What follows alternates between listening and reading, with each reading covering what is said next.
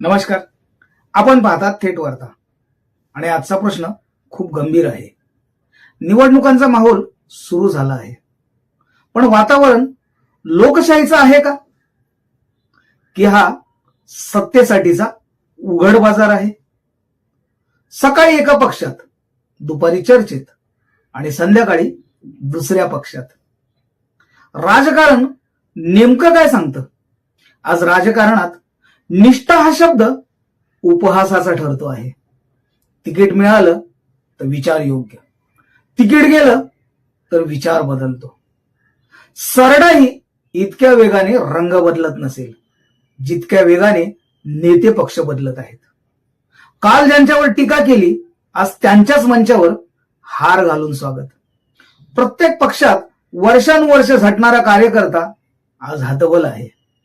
Poster लावणारा, सभा घेणारा आणि रस्त्यावर उभा राहणारा कार्यकर्ता, आणि तिकीट ते मिळतं कालपर्यंत विरोधात असलेल्यांना. हा अन्याय नाही का? ही लोकशाहीची फसवणूक नाही का? लोकशाहीने विचारांची अपेक्षा केली होती, निष्ठेची अपेक्षा केली होती आणि जनतेशी प्रामाणिकपणाची अपेक्षा केली होती. पण आज विचार विकले जात आहे, निष्ठा तात्पुरती आहे आणि जनता फक्त मतदार बनून उरली आहे. राजकारण इतक्या खाली कधीच घसरलं नव्हतं. आज प्रश्न विकासाचा नाही, प्रश्न समाजाचा नाही, प्रश्न संविधानाचा नाही. एकच प्रश्न आहे, तिकीट कुठे मिळेल? जनता हे सर्व पाहते आहे, पण बोलत नाही, कारण पर्याय कमी पडतात.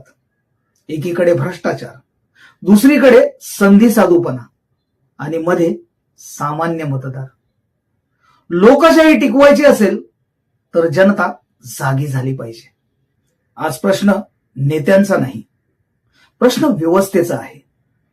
पक्षांतरांना लगाम बसेल का? निष्ठेला पुन्हा किंमत मिळेल का?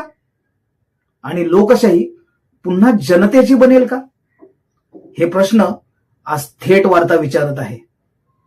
आपलं मत कळवा, कारण लोकशाही प्रश्न विचारल्यावरच वाचते.